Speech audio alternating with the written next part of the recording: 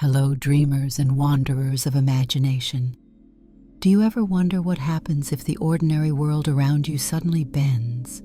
If something so familiar slips into the uncanny, until you're no longer certain where silence ends and mystery begins? Tonight, we lean close to a question most people have never dared to ask out loud. What happens if every animal could speak to you? It begins softly. You wake in the stillness of pre-dawn, a time when even the shadows seem unsure of themselves, stretched thin against the faint blue haze that hangs over your room. You expect silence, yet silence is not what greets you. Instead, you hear whispers, gentle at first, like a breeze curling through an unseen crack, but then clearer, sharper. The voice doesn't come from a dream, it comes from your window ledge, where a sparrow perches and looks directly at you. "Good morning," it says, in words that ring too precise to be imagination. Your chest tightens. You've been alone in your room all night, and yet suddenly you are not.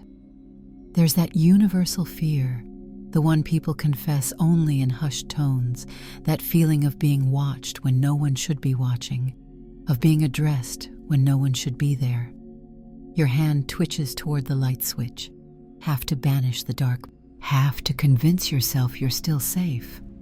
But the sparrow isn't alone. From the garden below, the rustle of leaves becomes a chorus of words, too many to catch at once.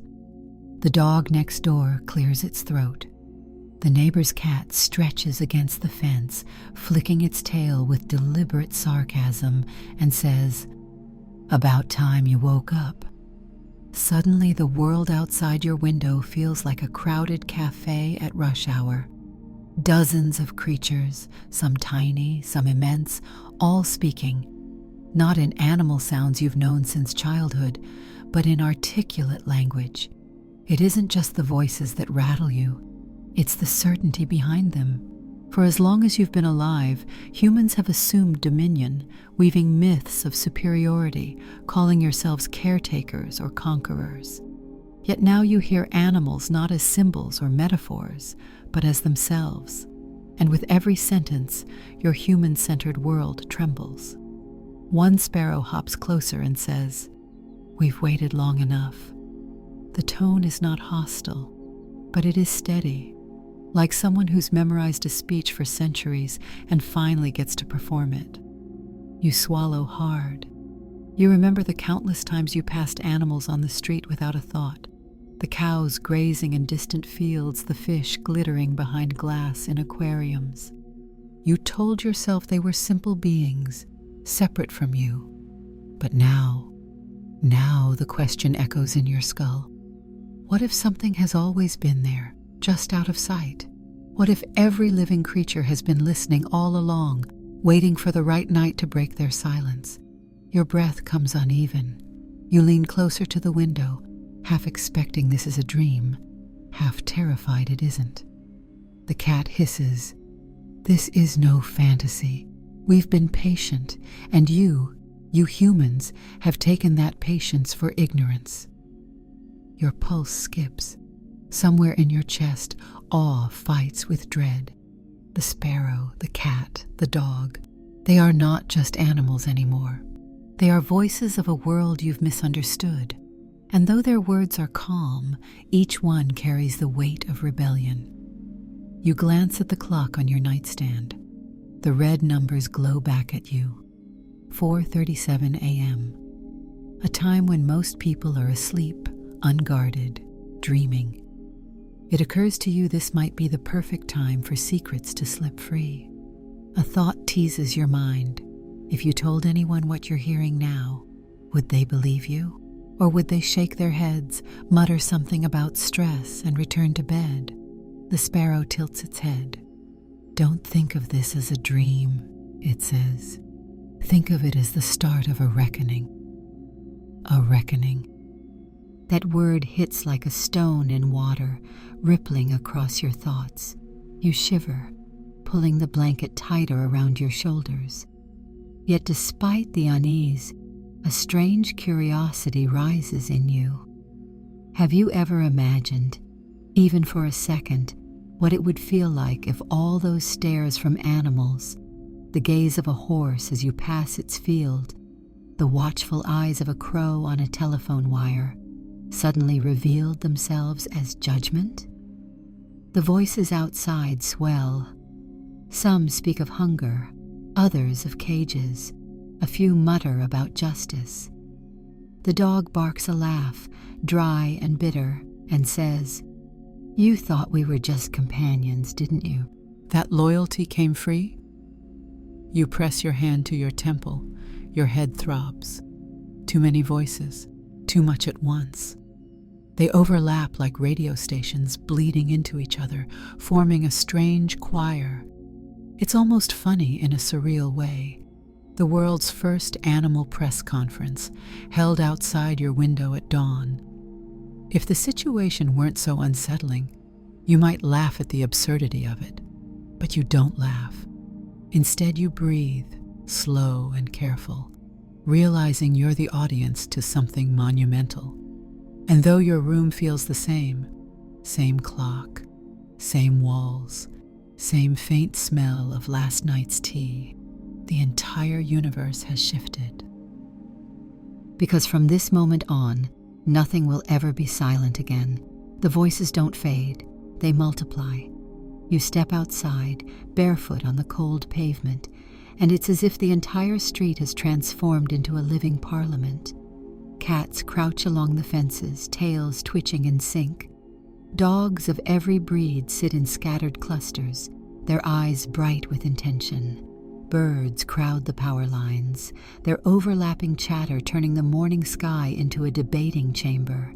Even the insects, the tiny buzzing things you once swatted away without thought, hum words that your ears now somehow translate into meaning. It's overwhelming. You cover your ears, but language doesn't need ears. It presses directly into your mind, every syllable etched clear. "This is long overdue," says a crow perched above you, its black feathers glinting with faint purple hues in the rising sun. You humans pride yourselves on dialogue.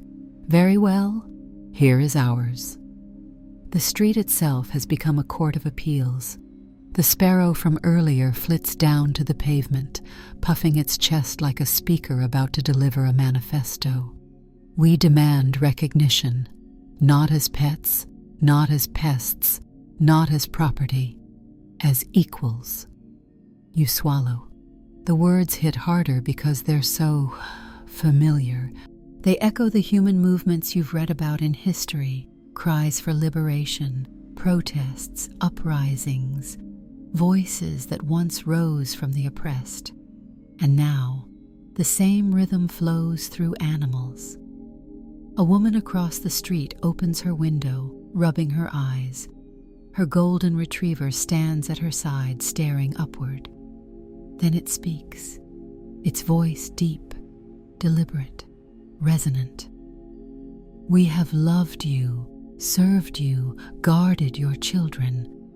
Yet we are bound by collars and gates.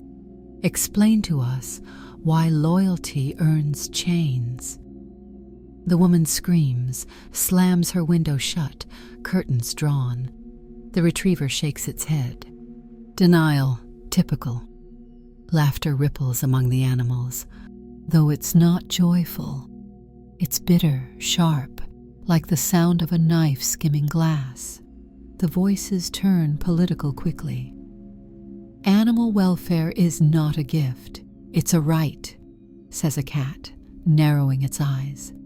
"No more declawing, no more cages." A cluster of pigeons coo in chorus. "Ban the poison, end the traps, stop calling survival an infestation." Your temples throb. The sound is relentless, filling every pocket of air. You realize with a sinking heart, humanity is no longer the sole speaker in the story of Earth. You're just one side of the argument. There's a peculiar, almost comic element to it. like walking into a supermarket only to find the bananas scolding you for peeling their cousins. If it weren't for the gravity in their tones, you'd laugh. But the humor dissolves quickly because every demand carries weight, centuries of suffering compressed into words. One dog snarls, "No more breeding us for looks," while our hips shatter and our lungs collapse. A parrot shrieks from a balcony, "No more clipping wings. If flight is our birthright, let us fly." Even the ants by your feet hum in unison. We build, we work, and you crush us without pause. Recognize labor, recognize life. You feel a stab of unease, that primal fear of being the outsider in your own neighborhood. Every glance from fur, feather, or scale feels like judgment. That familiar dread creeps up. What if you're in a place that no longer belongs to you? What if the world itself has turned its face away? And yet, curiosity stirs. Have you ever imagined what laws might look like if they were rewritten by wolves, or sparrows, or goldfish? The idea scratches at your brain, strange and almost thrilling, constitutions penned by paw and claw. A nearby crow croaks, "This is only the beginning. Today we speak, tomorrow we act." Your throat is dry. You mutter to yourself, maybe to them, maybe to no one, "What do you want from us?" The crow spreads its wings, shadows stretching long over your feet. We want what you take for granted: dignity, freedom, and the end of cruelty. Is that too much? The street falls into a tense hush, every eye locked on you. And in that silence, your pulse drums the same question over and over. What if the animals don't just want to talk? What if they want to rise? The silence doesn't last. Like a dam cracking, voices burst forth again, louder, sharper, angrier. The air trembles as if filled with invisible electricity, every sound sharper against your skin. The animals are no longer content with whispers. They speak as if declaring a manifesto to the world. On the cracked asphalt of the street, a tabby cat leaps onto the hood of a parked car, its green eyes flashing. "Let this be known," it announces, pacing with the confidence of a seasoned orator. "Today marks the beginning of our council. We no longer wait in the shadows. We demand equality." A chorus erupts in agreement. The ground seems alive beneath your bare feet, ants marching in tight formations, their unified hum vibrating with words, equal rights, equal respect. Above, pigeons spiral through the dawn sky, their wing beats thudding like 1,000 tiny drums. Even the frogs from the drainage pipes croak in rhythm, turning their voices into slogans. For the first time, you realize this isn't chaos. It's organization. They've planned this. "Humans wrote laws for themselves," growls a German shepherd standing tall in the center of the street. "Now we write our own. No longer will we be voiceless chattel. No longer will our cries be dismissed as instinct." You clutch your head. Their words dig in, relentless, filling every space of your mind. The same way you once feared being in a crowd of strangers. A dull anxiety that maybe, just maybe, everyone was watching you, now blooms into full terror. Except this time, everyone really is watching. The squirrels on telephone wires, the cats on rooftops, the rats spilling from alleyways, eyes upon eyes upon eyes. And yet within the dread, there's fascination. Have you ever imagined standing in the first moments of a revolution, hearing the ground shake not with weapons, but with voices never meant to exist in your language? That's what this feels like. History before your eyes, rewriting itself while the sun is still rising. An elderly tortoise pushes slowly through the crowd, its shell scarred and cracked. When it finally speaks, its words come slow, deliberate, almost ceremonial. "You hunted us. You carved us. You kept us in glass cages for your amusement. Did you believe we did not remember? Its rheumy eyes glimmer as though carrying centuries of grievance. A crow caws overhead. Today we remember, and today you will listen. The humans who've stepped outside, bleary-eyed in pajamas, seem paralyzed. A man across the street whispers, "This isn't real." His bulldog turns to him and replies, "It's more real than your excuses." The man staggers back inside, slamming the door like a child hiding from thunder. You almost laugh at the absurdity, a bulldog scolding its owner like a disappointed parent, but the humor curdles in your chest. It's funny only until you realize the bulldog is right. The cat on the car yowls, "No more chains, no more cages, no more silent suffering." The crowd repeats it, growing into a chant. No more chains, no more cages, no more silent suffering. The words shake your ribs. They're not just slogans, they're indictments. You ask yourself, what if they succeed? What if humanity is no longer at the top of the order, but just another voice in a vast, noisy parliament of life? You can't decide if the thought thrills you or terrifies you. Perhaps both. The sparrow that first greeted you hops closer, its eyes gleaming with quiet triumph. "This is only the council's first session," it says. "Soon the demands will spread. Cities will hear, nations will hear, and you, human, must decide which side you stand on." The council roars approval, and in that moment, as the sun climbs higher, you understand with a shiver that dawn itself has changed forever. The tabby on the car pauses, tail twitching, then leaps down to stand before you. Its eyes are no longer curious. They are fierce, unblinking, almost accusatory. "You there," it says, its voice sharp as glass. "Why do you think my life is worth less than yours?" The question cuts through the crowd. For a heartbeat, every bark, croak, and caw goes silent. You can almost hear your own pulse in the hollow of your ears. The cat isn't speaking to humans in general now. It's speaking to you. You open your mouth, but nothing comes. What excuse could possibly hold? That humans are smarter? That you build cities, machines, nations? The cat sneers, as though reading your hesitation. Your skyscrapers are cages of your own making. Your machines choke the air we breathe, and still you call us lesser. From the corner of the street, a mangy stray with one torn ear limps forward. Its voice is rough, cracked from years of howling into alleys. "I starve while you feast. I bleed while you step over me. Tell me, human, if your children shivered in gutters, would you not scream too?"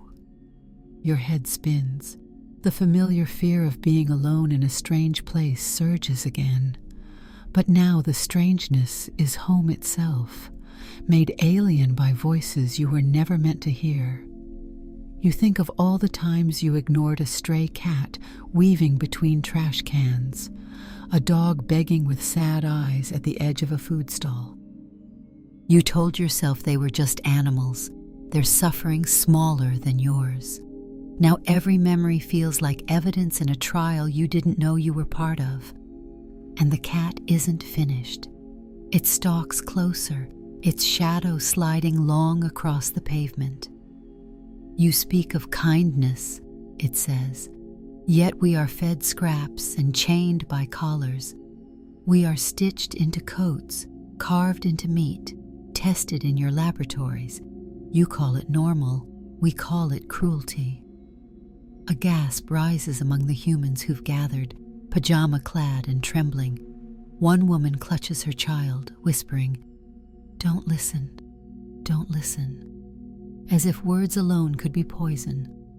But her child shakes free, eyes wide with wonder.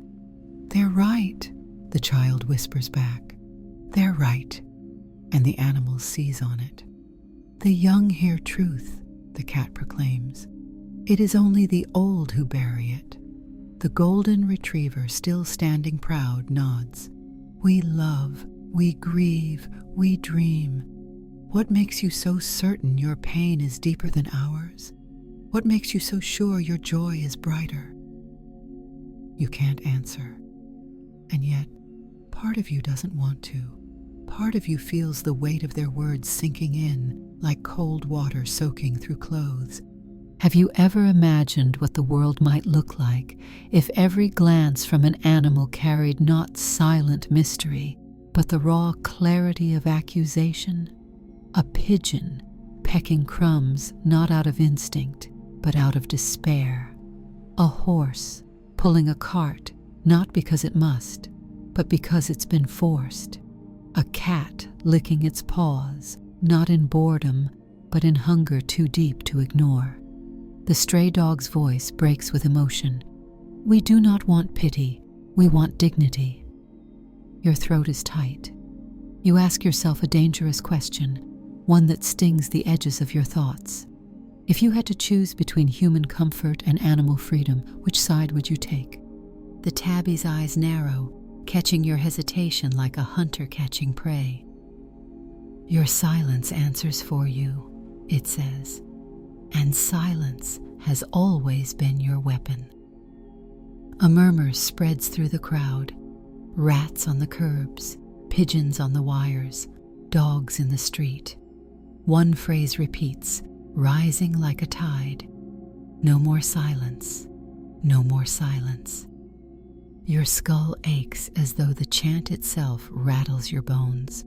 You almost laugh, a nervous, broken laugh, at how absurd and terrifying this is. Your quiet neighborhood transformed into a courtroom where you and all humans stand accused. But then the retriever speaks again. And there's no humor in it. This is only the beginning. You will hear us everywhere, and you will answer.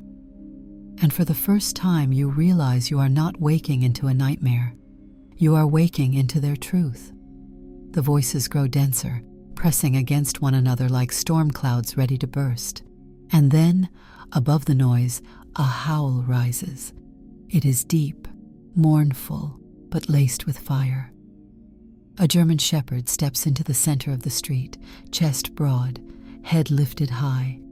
Its voice carries farther than the others, commanding silence. We are not your property. We are not tools. We are not toys. We are companions. Yes, but companions deserve choice.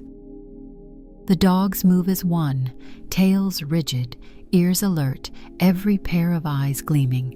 Their voices come in waves.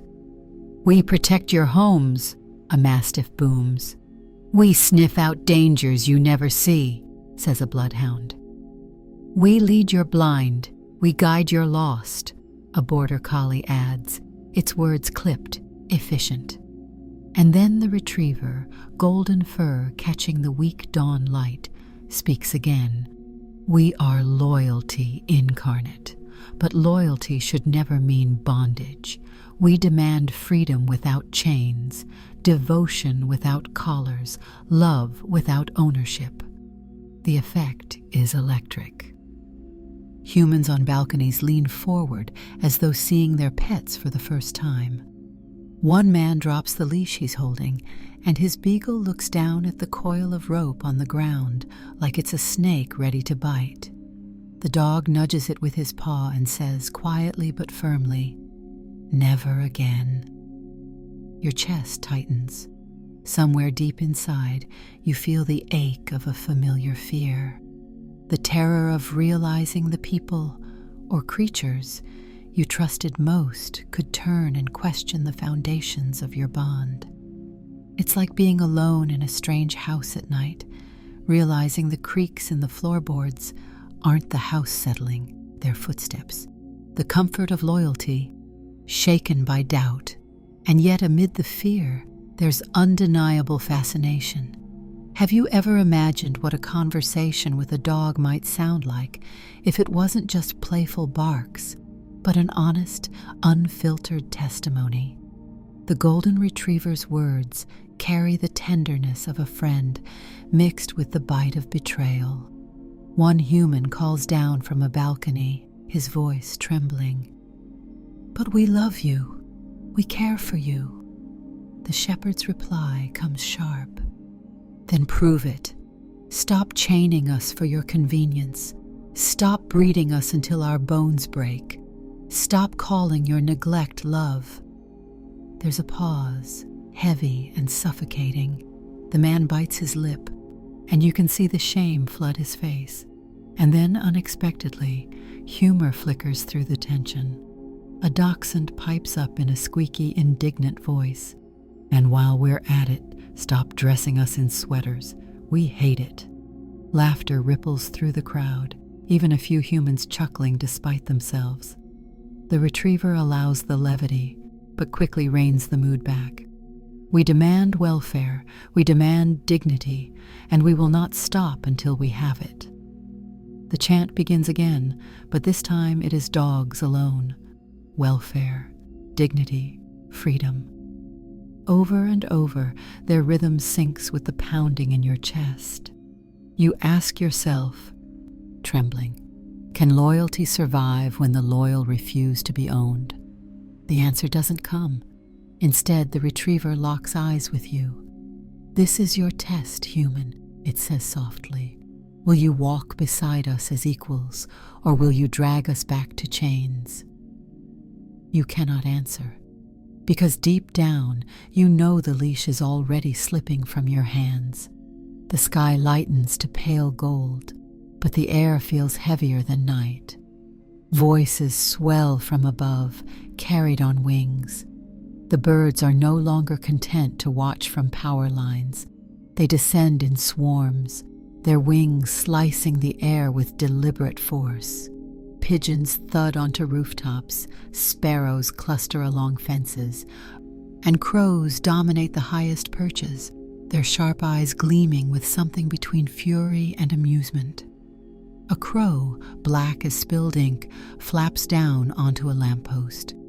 It tilts its head, beak opening, and what comes out is not a caw, but a voice with serrated edges. You filled the skies with wires and towers. You built prisons of metal where the wind should have been free. You poisoned the air we breathe, and you dare to call yourselves caretakers? The flock erupts. Cages, nets, poisons. Pigeons coo in furious unison. A parrot from a nearby balcony squawks. You clipped our wings and laughed while we stumbled. Do you think we forgot? Your mind reels. The sound of so many voices layered together feels like 1,000 radios tuned just slightly off station, merging into a chaotic chorus. You press your palms against your ears, but the words vibrate through bone and blood. You've always feared the feeling of being swallowed by a crowd, that suffocating dread when you can't find your own space. Now the crowd is the sky itself, folding over you in waves of wings and voices. The fear is real, primal, being one small figure under the scrutiny of creatures who see everything from above. And yet, curiosity stirs. Have you ever imagined the world through the eyes of a bird, each rooftop a mountain, each highway a scar, each glass tower a death trap waiting in silence? Their grievances aren't abstract. They're maps drawn in flight paths, in broken wings scattered on sidewalks. A child standing near you points at a cage on a balcony where a canary rattles against the bars. The canary cries out, "This is not love. This is captivity painted yellow." The child bursts into tears, tugging at their mother's sleeve. "Why do we keep them locked up?" The child sobs. The mother has no answer. The crow on the lamppost spreads its wings. We demand the end of cages. No more zoos, no more clipped wings. The skies belong to us, as the ground belongs to wolves, as the seas belong to fish. A woman in a bathrobe dares to shout back, "But without cages you'll fly away. We'll lose you." The parrot snaps in reply, "Love that depends on chains is not love. It is theft." The words land like stones. Around you, people fumble for explanations, but none hold. The truth has a weight that can't be argued with. Then, absurdly, a pigeon waddles forward and adds, "Also, stop feeding us stale bread. It's disgusting." Laughter breaks through the tension, a brief gasp of humor amid the storm. But it dies quickly as the crow rakes the air with its cry. Do not mistake this for comedy. We speak with one voice now. Respect or revolt, those are your choices. Your throat tightens. You ask yourself, what if the sky itself turns against you? What if the horizon no longer welcomes your gaze, but judges it? The pigeons erupt into another chant, their wings flapping in rhythm. No more cages, no more cages. And for the first time you look up at the morning sky and wonder if it still belongs to you at all. The sky still shivers with feathers and fury when a new sound rises. A low, liquid murmur from below. You glance down the street and realize the drains, the gutters, the very puddles left from last night's rain are rippling with voices. At first it seems like nonsense, but then the meaning sharpens, bubbling into words that claw at your spine. "We are the forgotten," whispers a fish, peering from a storm drain, its silver scales shimmering in the early light. You poisoned the rivers. You filled our oceans with nets. You treat our bodies as meals, not as lives. The water itself seems alive now, every droplet vibrating with anger. Frogs croak like judges, eels hiss from shadows, and the carp in the neighbor's koi pond slam their tails against the surface, sending droplets flying like punctuation. A chorus swells. We cannot breathe in your filth. We cannot thrive in your greed. Your chest tightens. You've always had a faint, irrational fear of deep water, that lonely panic of staring into endless blue and wondering what stares back. Now that fear shifts, not of what hides beneath, but of what waits to confront you with words you can no longer ignore. A child leans over the koi pond, wide-eyed. One koi rises, breaking the surface, its mouth opening into deliberate speech. You prize our colors, you call us ornaments. But we are not jewels. We are lives, stolen from rivers that once ran free. The child stumbles back, clutching their knees. Humor slips in unexpectedly. One frog croaks. And stop pretending we're gourmet cuisine. Our legs are not appetizers. The crowd of frogs chuckles in a strange, guttural rhythm, a comic beat that almost makes you laugh, until the croak sharpens into rage. We are not for your plates. We are not for your experiments. Have you ever imagined what it would feel like if the entire ocean turned its voice toward you? Not in silence, not in mystery, but in fury. That's what this moment feels like, as if the street has become a shoreline, and every wave is a sentence pounding against your chest. A carp thrashes again, its voice louder now. Ban the poisons, ban the nets, ban the slaughterhouses of the sea. The crowd of animals takes up the chant, even the birds above syncing their cries with the rhythm of the water below. Ban the poisons, ban the nets. One man claps his hands to his ears, stumbling backward. It's madness, he mutters. But his Labrador turns on him, eyes wet, voice shaking. Madness? Madness is watching your oceans choke while you scroll past videos of dolphins caught in plastic nets. Your throat burns. You ask yourself, what if the water itself refuses to serve you? What if every river, every sea, every pond begins to demand its rights?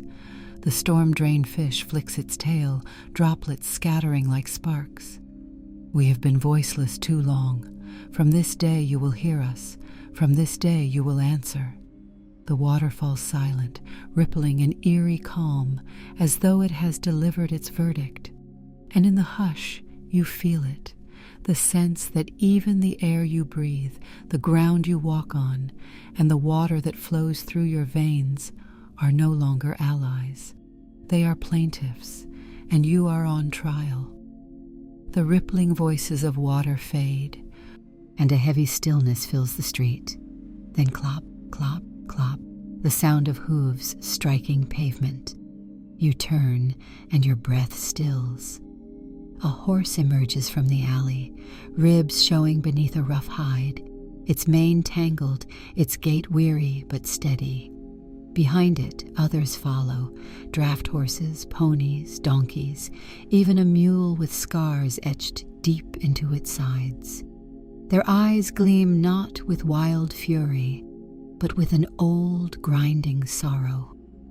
The lead horse stops in the middle of the street and lowers its massive head. Its voice is low, resonant, carrying centuries of weight. For generations, we bore your burdens. We pulled your plows, dragged your carts, hauled your wars. We gave our bodies to your hunger and your greed, and in return, chains, whips, and exhaustion until collapse. A shiver prickles your skin. This is not the shrill cry of rebellion. This is testimony, carved from bone and memory, the kind that makes silence itself feel guilty. Another horse, its flank still raw from an old wound, stamps its hoof. You called us beasts of burden. We call ourselves survivors of enslavement. You romanticize our gallop, but forget our broken backs. You praise our beauty, but ignore our suffering. You feel that familiar unease again, that cold isolation when you're in a place you thought you knew but can't recognize anymore. The neighborhood street is still the same cracked sidewalks, same sagging telephone poles, but now it feels like a tribunal, and you, human, are the defendant. A donkey brays, the sound bending into words. Do you know what it feels like to work until your legs refuse to stand, while a whip reminds you you're still not done? The words twist your gut. You picture all the photos, the postcards of carriages in tourist towns, horses hitched and sweating in the sun. And suddenly, the pretty images sour into evidence. And then, absurdly, a mule blurts out, "And stop calling us stubborn. We're cautious. There's a difference." A few animals snicker, even some humans stifling nervous laughter, but the humor dies quickly under the mule's hard stare. We are not your punchline. Have you ever imagined what history books would sound like if written by horses instead of humans? Every page would reek of sweat, leather straps, and cries ignored. That thought strikes you with a sick kind of wonder and guilt. The led horse shakes its mane, the sound like dry grass rustling. We demand the end of our exploitation. No more whips. No more forced labor. No more romantic lies about freedom while we die under yokes. The chant builds, hooves pounding in unison. No more whips. No more yokes. No more silence. A man steps forward, hands raised. But without you, our farms, our carriages, our traditions. The horse cuts him off, eyes burning. Without us, you will learn what true labor means, and maybe then you will understand our suffering. Your heart hammers. You ask yourself, almost breathless, what if the engines stall, the tractors rust, and the world must bow once more to horses, not as servants, but as equals? The lead horse stamps, the sound echoing like a gavel. We are not beasts, we are kin, remember that. And with that, the herd turns its heads toward you, waiting, watching, as if your answer will decide whether the old chains fall away or are tightened forever. The pounding of hooves fades, but the street doesn't stay quiet. A new sound rises, scratches, squeaks, the shuffle of countless tiny claws. You glance down and see them, rats, dozens at first, then hundreds, pouring from gutters, crawling along fences, peeking from cracks in the sidewalk. Mice scurry at their sides, their whiskers trembling with purpose. Normally, their presence would spark disgust, fear, the instinct to recoil. But now their eyes shine with something different. Resolve. One rat climbs onto a trash bin, its tail curling like a whip. "You call us vermin," it says, voice sharp as broken glass. "You call us disease, but we are survivors. We thrive in the shadows you created. We endure poisons, traps, and flames, yet we persist. Tell me, human, if resilience is not worthy of respect, then what is?" The others squeak approval, their chorus swelling. "We eat because we must. We hide because you hunt. You blame us for the filth of your cities, yet who built the cities?" Your stomach twists. The sight of so many rats moving in unison is unsettling, like the floor itself is alive. You feel that familiar shiver, the fear of being cornered in a place you thought was safe. Except now the fear isn't just of disease or infestation, it's of judgment, of voices that shouldn't exist but do, speaking truths you've avoided. A mouse, small and trembling but loud, squeaks. "You study us in cages, cut us open, burn our skin, test your poisons, your medicines, your cosmetics. Did you think we wouldn't remember? Did you think silence meant consent?" The words lance through you. You think of white lab mice, of petri dishes, of tiny bodies sacrificed for human progress. You always told yourself it was necessary, but now the justification feels brittle. And then, absurdly, one rat pipes up. "Also, stop screaming when we run across your kitchen. It's rude." A ripple of laughter spreads, some humans even snorting despite themselves. But the humor cracks apart quickly under the weight of the next voice. A larger rat, its ear notched from an old trap, leans forward. "We do not want your kitchens. We want dignity. We want recognition. If you call survival a crime, then you have criminalized life itself. Have you ever imagined what the world might look like if rats told their own story? Not as monsters in shadows, but as refugees in a city built against them." The thought burns strange and heavy in your mind, unsettling but undeniable. A chant builds, high-pitched and relentless. Respect survival. Respect survival. Respect survival. One human woman screams, throwing a shoe at the swarm. It lands with a thud. The rats scatter for a second, then regroup, unbroken. A rat on the bin sneers. "Violence again, always violence, and you wonder why we bite." Your chest tightens. You ask yourself, what if survival itself becomes rebellion? What if the smallest lives rise together and demand their place beside you? The rat's eyes glimmer like embers in the cracks of the street. The leader squeaks once more, clear and final. "We are not pests. We are proof that life finds a way, and now life will no longer be silent." The swarm surges, and the ground itself seems to whisper with their voices, a tide of defiance you cannot step around. The swarm of rats fades into shadows, but the silence doesn't last. It begins as a faint hum, an odd vibration in the air, like the buzz of faulty streetlights. Then the sound multiplies, swelling into a storm of wings and legs. You look up, and the sky ripples with insects. bees, beetles, locusts, moths, even the faint flicker of fireflies pulsing like angry stars. The air thickens with their voices, thousands speaking at once, a chorus that pricks at your skin. A honeybee hovers near your face, its wings beating so fast the sound drills into your ears. "You plundered our hives," it says. "You steal our honey, poison our flowers, and wonder why we vanish." A beetle lands on a lamppost, its carapace gleaming like armor. "You call us pests," it growls. "But without us, your soil dies. Without us, your crops starve." You forget, we are the foundation of life's cycle. The voices layer and overlap, a dizzying torrent of sound.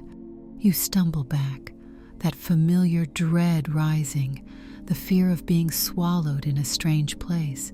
Only now the strangeness is the very air you breathe. Every buzz carries meaning. Every flutter becomes accusation. And yet, curiosity cuts through the fear. Have you ever imagined what the world might sound like if every buzzing insect translated into words? Each mosquito whine a complaint, each cricket chirp a manifesto. The thought is absurdly fascinating, as if the hum of summer nights had always been a language you were too arrogant to decode. A mantis swivels its head toward you, its spindly body poised like a blade. You spray poisons to kill us, but you forget. We were here before you, and we will be here after. Its tone is calm, chilling in its certainty. From the swarm, a cicada screeches. We spend years buried beneath your feet, only to emerge into skies choked with chemicals. Do you call that progress? And then humor slips in. An ant clambers up your shoe and mutters, "Also, stop leaving crumbs everywhere. You're messy tenants." A ripple of laughter spreads through the swarm, wings vibrating like applause. But the levity fades, drowned by the next furious chant. "Ban the poisons, ban the traps, respect the swarm." The chant grows, synchronized with wing beats, until the air itself feels like it's shaking. Humans cower, waving hands, but the insects don't attack. They simply hover, relentless in their presence. A wasp darts closer, its stinger glinting.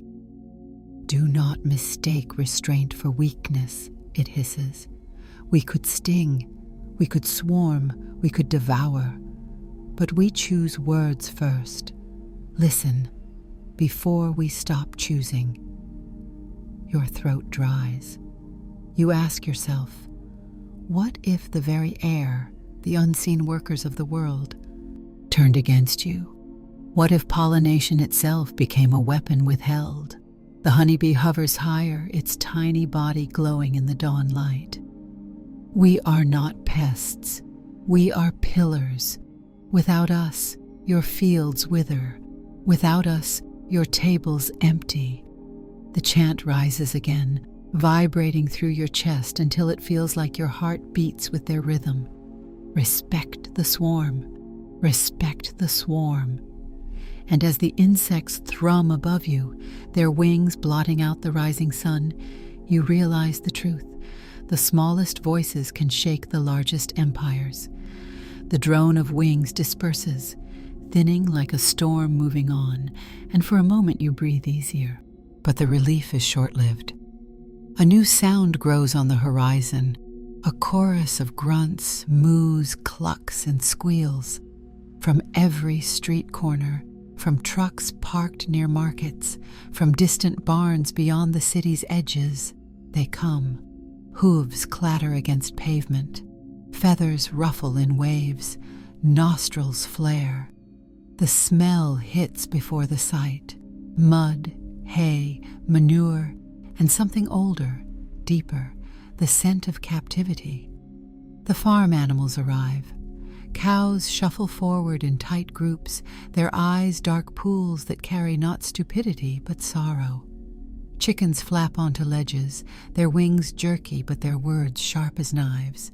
Pigs trot in with a kind of stubborn pride, snouts lifted high as though daring anyone to laugh. Goats bleat in discord, their voices biting through the din. A cow, enormous and steady, steps forward. Her voice is low, almost mournful.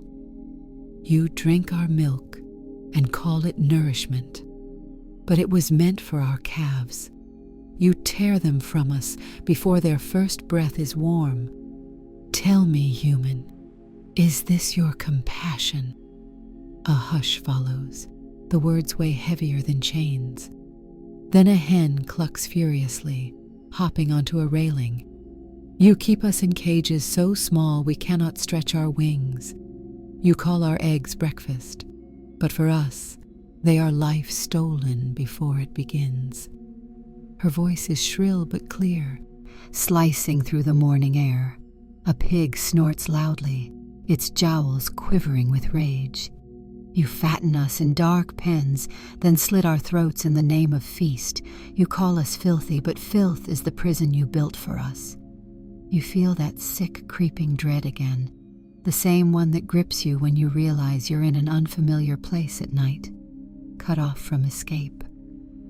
Except now, the place is not foreign. It's your world, your food, your traditions, suddenly twisted into accusations you can't answer.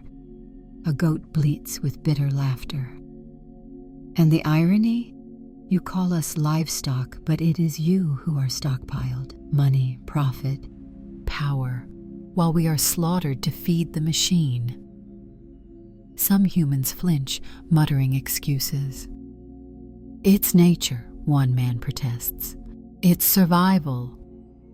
The pig bares its teeth. Survival. Survival does not build slaughterhouses. Survival does not brand flesh with fire. What you call survival, we call empire. Have you ever imagined what it would sound like if your dinner plate spoke back? If every cut of meat demanded you justify its suffering? The thought scrapes your mind raw, leaving you queasy, as if the bread in your stomach has turned to stone. Then, absurdly, a rooster crows, and stop setting alarms with our voices. We didn't agree to wake you up every dawn. A ripple of laughter passes through the crowd, brief, bitter, necessary, but the humor dissolves quickly under the next chant. End the cages, end the slaughter, end the theft. The chant shakes the street. Hooves stomp, wings flap, snouts grunt in rhythm. The sound rattles glass in windows, jolts birds from trees. A cow's deep voice rises above the rest. We demand liberation, not as pets, not as property, as people. Your chest constricts. You ask yourself, what if every bite you've ever taken, every meal you've ever savored, came back to accuse you? Would you still eat? Would you still celebrate? The animals stand in unison, their shadows long in the morning sun. And in that moment, you realize the farms have emptied and the rebellion has begun. The farm animals' chants still echo when a new wave of voices rolls in, not from distant fields this time, but from the heart of the city itself. You hear barking, squawking, fluttering, squeaking, all colliding in a single uproar. You turn a corner, and the sight stops you cold. The town square is overflowing. Pigeons strut across benches. Dogs crowd the fountain's base. Cats perch on statues, and rats scuttle freely along cobblestones. The entire city seems alive with words. Every species pressing into the space like protesters converging for a rally. Traffic has halted, cars abandoned mid-street, their horns drowned by the living uproar. A pigeon puffs its chest and declares, "We will no longer be your winged litter bins." A street cat hisses in agreement, flicking its tail. A group of dogs howl in harmony. No more chains! Their voices bounce between the glass of office buildings, amplifying until it feels like the city itself is shouting. Humans gather at the edges, pale-faced, covering ears. A man clutches his briefcase like a shield. "It's chaos," he whispers. But his own golden retriever pulls against his grip, barking, "It's justice!" The leash slips free, and the retriever runs to join the others, head high, tail wagging, not in play, but in defiance. Your skin prickles with unease. It's that old fear, being trapped in a crowd where you don't belong, where every gaze cuts sharper than a blade. Except here, the crowd is not just people. It is everything else: fur, feathers, scales, paws, claws, all united, all against you. Yet fascination hums beneath the fear. Have you ever imagined what a true parliament of species would look like? Every creature filling the same square, shouting demands with the same breath? It's absurd and terrifying, but undeniable. History unfolding in real time. The world rewritten in one voice too loud to ignore. A rat clambers onto a traffic light, its tail curling around the pole. You call us infestations, but this... It sweeps a tiny paw over the roaring crowd. This is not infestation. This is revolution. Humor flares for a moment when a parrot screeches. Also, we want public fountains cleaned more often. Filthy. Laughter ripples through the square. Brief, jagged relief. But it fades as quickly as it came. The chants grow more organized, echoing against concrete. End the chains, end the cages, end the silence.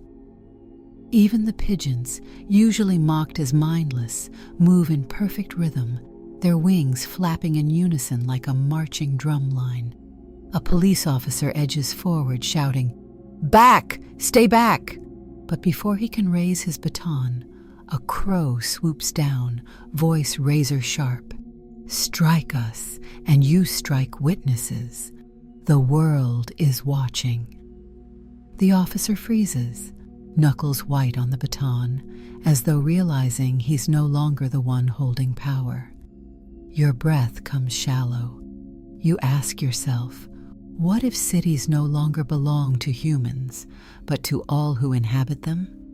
What if your streets, your squares, your homes become meeting grounds for those you once ignored? The crowd swells, the sound deafening, unstoppable. The city square has become a courtroom, a stage, a battlefield of words. And you, like everyone else, stand trembling at the edge, an intruder in a world that was never silent, only waiting. The square seethes with noise, but then a hush falls, unnatural in its weight. The crowd parts, dogs padding aside, pigeons fluttering upward, rats slipping back into shadows. A makeshift stage emerges, the fountain at the center, once a place for coins and wishes, now transformed into a pulpit, and onto it leaps a crow, feathers slick as ink, eyes burning with intelligence too sharp to deny. "This city is guilty," the crow declares, its voice echoing against the glass towers. "And not just this city, every farm, every home. Crimes of cruelty, neglect, enslavement, we will put you on trial." The words ripple outward like a shockwave. You hear gasps from the human crowd. A woman clutches her chest, a man stumbles, shaking his head, but the animals roar approval. Dogs howl, birds scream, goats bleat. The square vibrates with anticipation. A husky steps forward, its fur glowing in the rising light. "I bring the case of abandonment," it says, voice steady. How many of us are tied to posts, left in alleys, dumped on roads when no longer convenient? We gave loyalty and were discarded like trash. The The humans shrink back. Some weep, others mutter excuses. But the husky silences them with a glare. Then a parakeet flutters onto the fountain, tiny wings trembling. "I bring the case of captivity," it says. "We are clipped, caged, decorated like ornaments. You call us pretty, but you silence our skies." The pigeons coo in solidarity, wings flapping so hard they rattle the windows of nearby shops. Your skin crawls. It's that familiar dread again, like standing alone in a dark house and hearing a floorboard creak upstairs. The square feels too tight, too suffocating. Every gaze is a jury's gaze, and you, human, guilty by association, are cornered. But fascination still pierces through. Have you ever imagined a courtroom where the prosecutors are animals, where every crime you've ignored is spoken aloud with evidence that cannot be denied? The scene feels unreal, and yet terrifyingly logical. A rat climbs onto the fountain edge. Its voice is thin but resolute. "I bring the case of extermination, traps, poisons, fires. You call us plague, but the plague is your greed. You poison us because you poisoned yourselves first." The crowd erupts again. "Justice! Justice! Justice!" Humor flickers briefly when a goat butts into the fountain, bleating, "And I bring the case of boredom. Stop making us pose for your petting zoos. We hate it." Nervous laughter cracks through the human crowd, but dies instantly under the crow's stare. "This is not entertainment," the crow says, voice razor sharp. "This is indictment." Your heart hammers. You ask yourself, what if the trial is not symbolic? What if they truly mean to convict humanity as a whole? What punishment could possibly follow? The crow spreads its wings, a black gavel striking the air. "The evidence has been laid. Now we await your defense. Speak or be judged in silence." The square falls into eerie stillness. Thousands of eyes, feathered, furred, scaled, fix on you, waiting. And in that silence, you realize the nightmare truth. This is not a protest. This is a trial. The silence in the square thickens until it feels like breathing tar. Every eye stays on you, waiting for words you don't have. But before you can even stammer, another voice cuts through. A silver-feathered raven glides down beside the crow, its beak gleaming like polished steel. "The law must be rewritten," it says. "Not human law, living law. No more statutes written by one species for its own gain. From this moment, animals demand constitutions of our own." The crowd erupts. Dogs bark in cadence, birds scream overhead, even the insects buzz in waves like thunder. A goat leaps onto a bench, bleating, "A bill of rights for beasts." Pigs grunt approval, tails flicking like punctuation. The raven continues, its voice as measured as any judge's.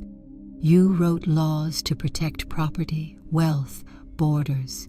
You claim justice, but only when it serves you.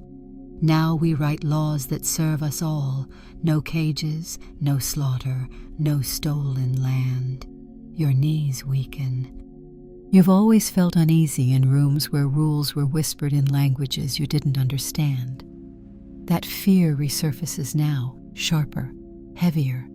A legal system is forming around you, but it isn't yours. It belongs to them, and you, human, are only an interloper. A Labrador, calm but firm, steps forward. Article 1. Animals are not property. We are not owned, traded, or sold.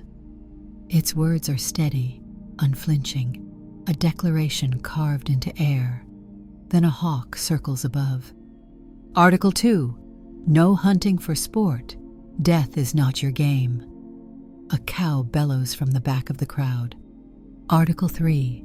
No cages, no factory farms, no stolen children. A rat squeaks, tail slapping stone. Article 4. No exterminations. Survival is not a crime.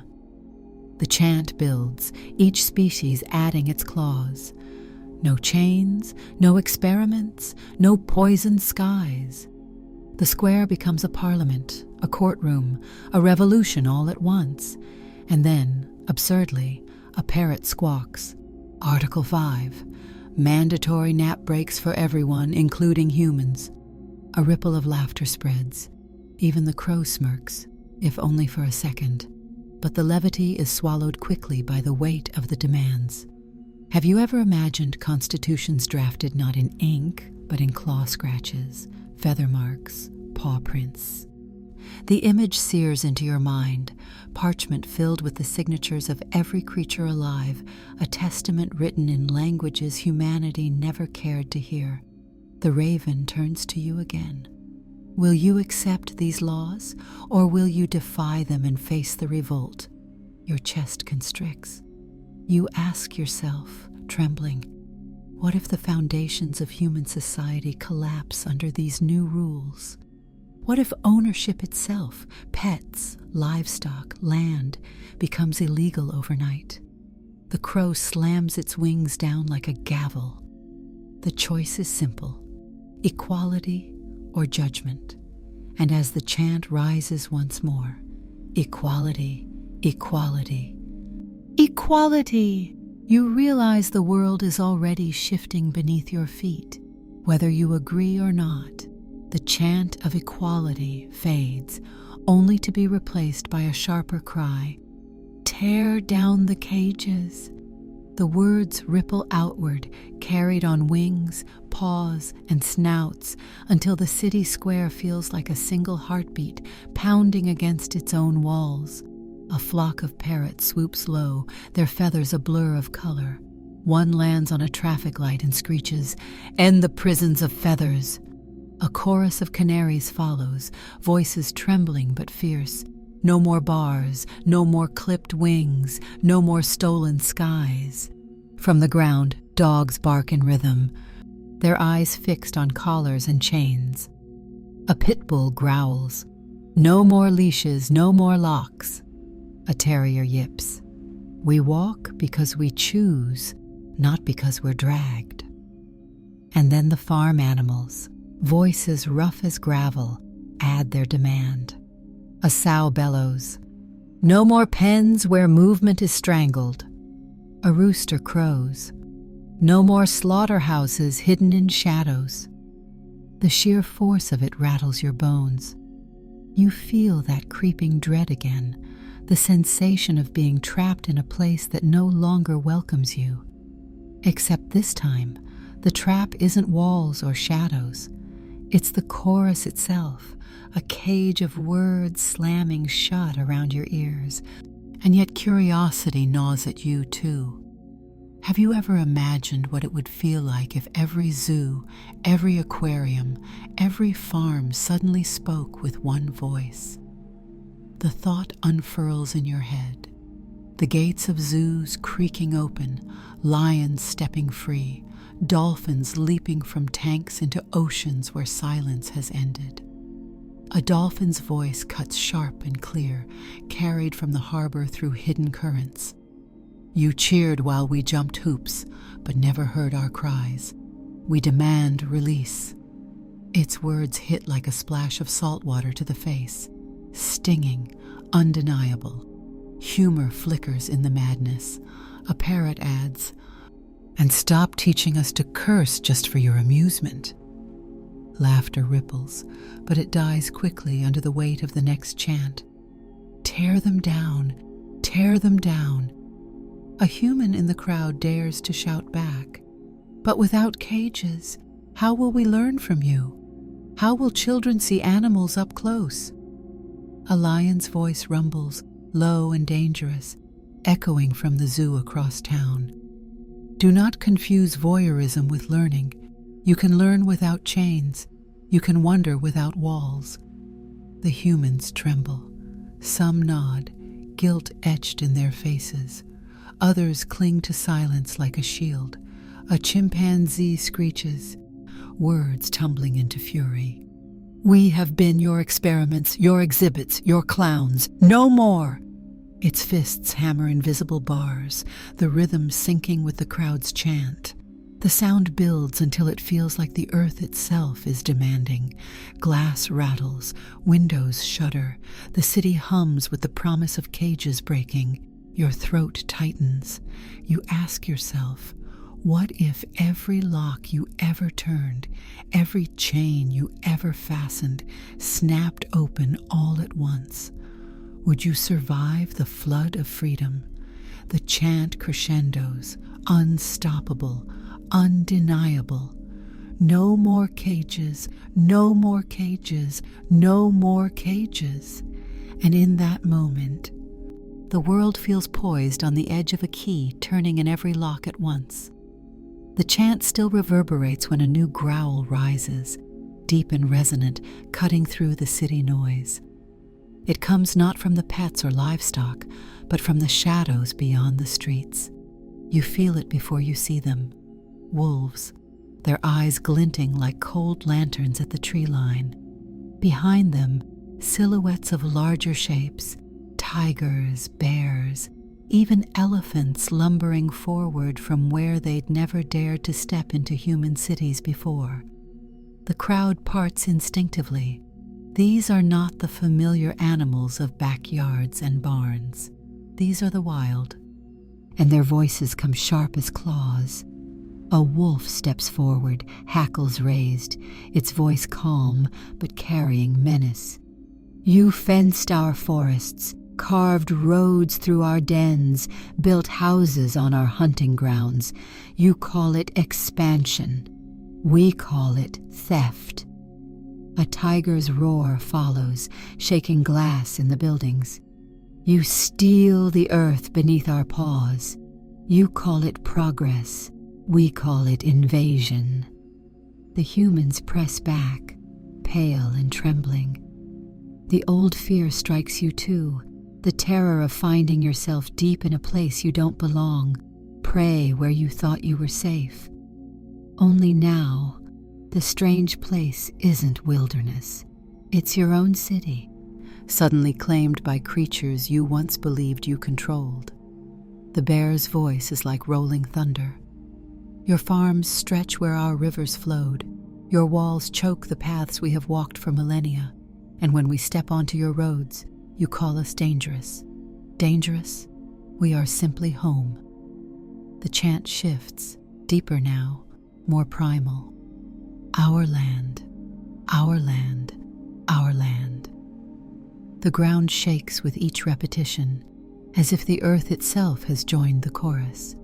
Have you ever imagined what the world would look like if territories were not lines on human maps, but lines drawn by the creatures who lived there first?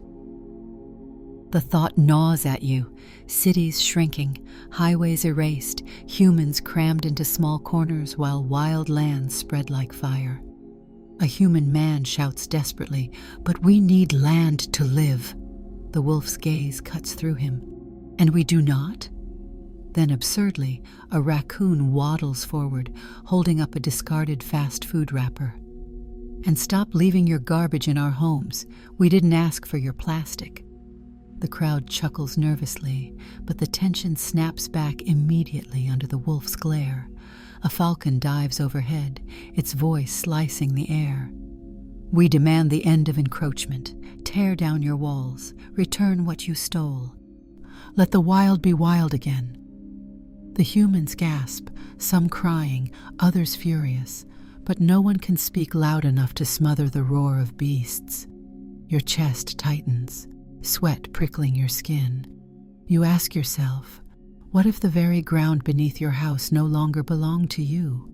What if the wild came knocking, not to visit, but to reclaim? The tiger growls once more, its voice steady, final. "We are not trespassers. You are, and soon the balance will return." The The chant swells again, echoing off skyscrapers, rattling the sky itself. Our land, our land, our land. And in that moment, you feel the borders of the human world crumble like sand beneath waves too strong to resist. The chant of our land fades into a quieter, sharper murmur, more intimate, more personal. From the edge of the square, cats slink forward, tails swaying like question marks, while dogs gather beside them, ears pricked.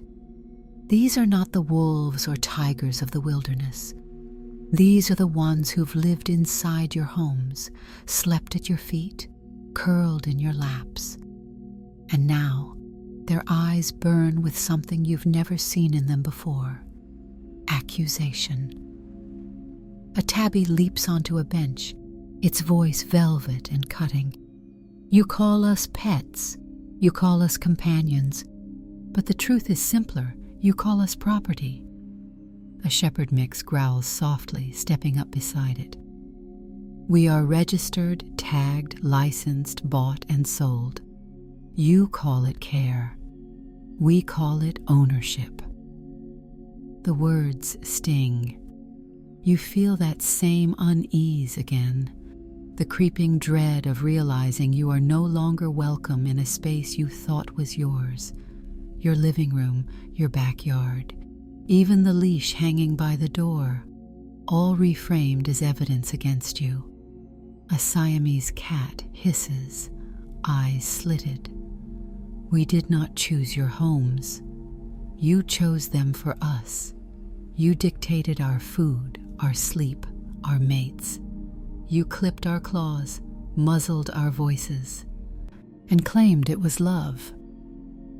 A golden retriever, tail still wagging out of habit, adds, "And yet, we still loved you. Loyalty was our gift, not your right. Do not confuse the two." A human in the crowd stammers, "But we give you food, shelter." The cat cuts her off with a lash of its tail. Food is not freedom. Shelter is not dignity. Chains lined with silk are still chains. The murmur of animals swells, sharper now, a rising tide of fury from those once considered harmless. And then, absurdly, a pug pipes up in a squeaky voice. "Also, stop dressing us in Halloween costumes. We hate it." A ripple of uneasy laughter breaks through the crowd, but it dissolves quickly under the retriever's steady gaze. Have you ever imagined what your own living room would look like if your cat or dog could argue for independence? Not with body language, not with whines or meows, but with words. The image slices through your thoughts, unsettling but magnetic. The retriever steps forward, eyes locked on you. We are not ornaments. We are not playthings. We are equals, and we demand recognition as such. The chant begins, soft at first, then swelling. No more ownership. No more ownership. Your throat tightens. You ask yourself, what if tomorrow every leash, every collar, every pet door became symbols of oppression rather than care? What if the creatures you call family decided they wanted out? The tabby's voice slices through the chanting, cold and final. We will not be owned, not anymore. And as the dogs and cats gather closer, shoulder to shoulder, you realize with a sick twist in your stomach, the rebellion has breached your doorstep. The square quiets again, though the silence feels different now, not empty but charged, as if the very air holds its breath.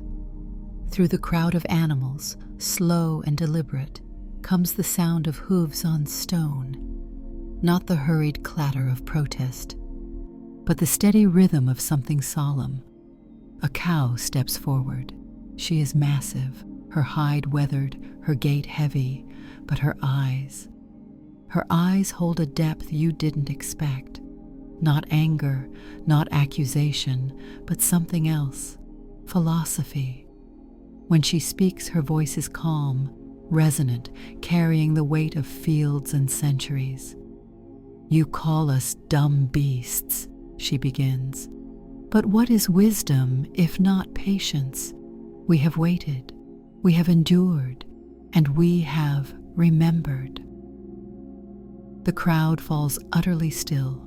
Even the crows, restless and sharp, lower their wings to listen. The cow lifts her head. We are more than bodies. We are more than milk, more than meat, more than hides stretched into your comforts. We are lives, lives with dreams you never cared to imagine. Your chest tightens. This isn't the fury of wolves or the shrieks of birds. This is something slower, heavier. That familiar dread creeps in, the kind you feel when you're alone at night and suddenly realize the silence itself is too deep, as though something ancient is listening. And yet curiosity gnaws at you. Have you ever imagined what a cow dreams about? The thought stuns you. Visions of endless green pastures, calves running free, skies without fences. The idea feels absurd and beautiful, babe, and it unsettles you in ways you can't quite name. The cow continues. Humans pride themselves on reason. But what is reason without compassion? You build laws without empathy, machines without mercy. You call this progress. We call it blindness. A human shouts weakly, but we feed the world with your milk, your flesh. The cow turns her gaze on him, soft yet devastating. You feed the world with suffering. You build your strength on our bones. And when you speak of necessity, we ask, necessity for whom? For your hunger or your greed? The words land like stones. The humans shift, uneasy, their arguments thin as paper. Then absurdly, a goat nearby bleats, and we're tired of being the punchline in your jokes. A ripple of nervous laughter rises, but the cow doesn't smile. She simply waits until the noise dies, then speaks again. We do not seek revenge, she says. We seek reflection. We seek balance. We seek a world where our worth is not measured by what we provide to you, but by the fact that we exist. The crowd hums with approval, soft and low, like a chant waiting to be born. You swallow hard. You ask yourself, what if morality itself is no longer defined by humans alone? What if your ethics, your religions, your philosophies are rewritten by those you once called cattle? The cow steps closer, her breath warm, her gaze impossibly steady. You must choose, human, compassion or cruelty. There is no middle. And as her words echo, you feel the world itself tip, like the scales of justice shifting in slow, inevitable silence. The cow's voice lingers in the stillness, but soon the quiet is broken by a different rhythm, a low hooting that ripples across the rooftops. Shadows shift as wings unfurl.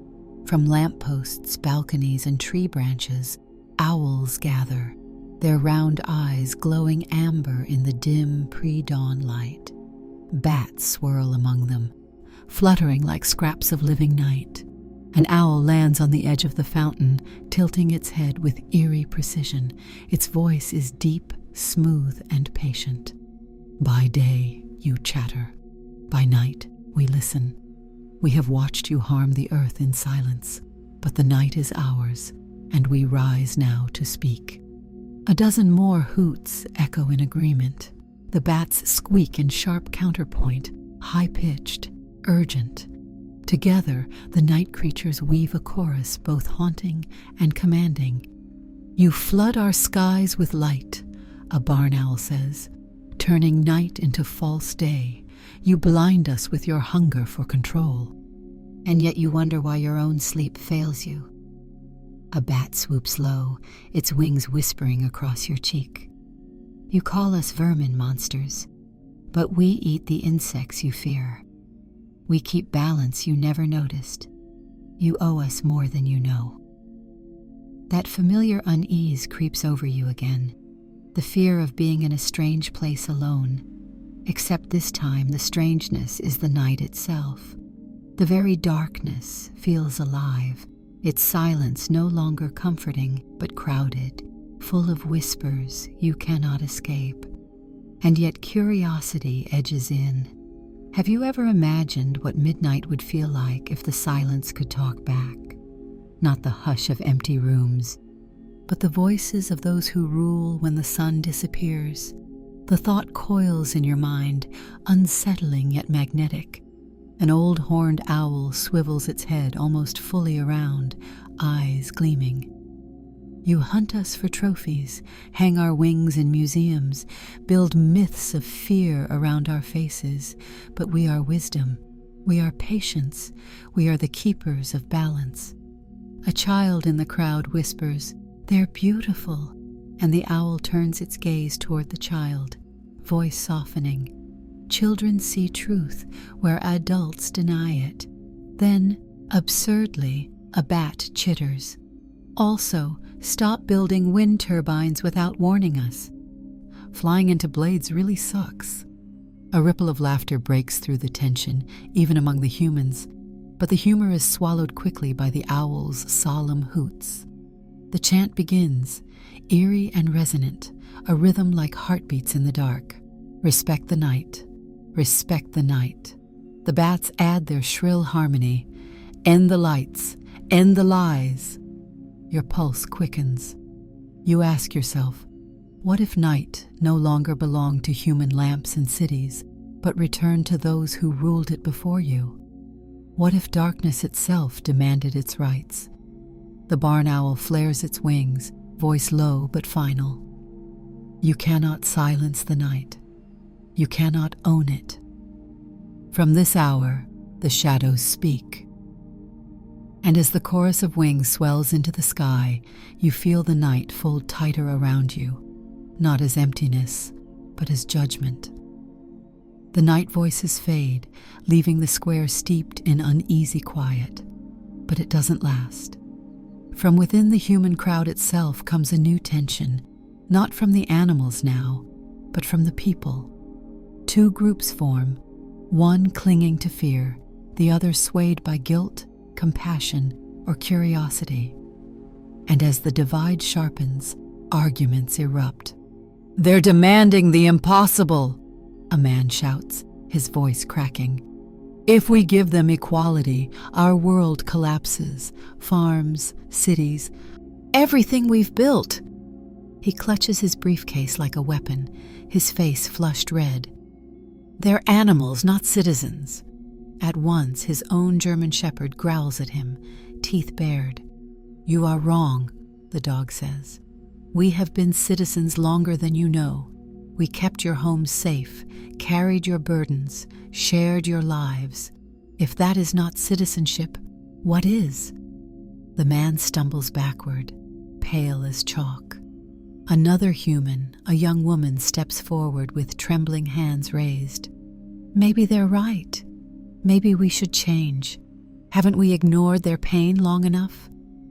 Her words ripple through the animals, voices lifting in approval. A pig grunts loudly. At last, a human who listens. You feel a prickling dread, that old fear of being caught in the wrong place, surrounded by forces greater than you. Only now, the fear comes not from the animals, but from your own kind, humans splintering, shouting, turning against each other. A middle-aged man shoves the young woman, spitting.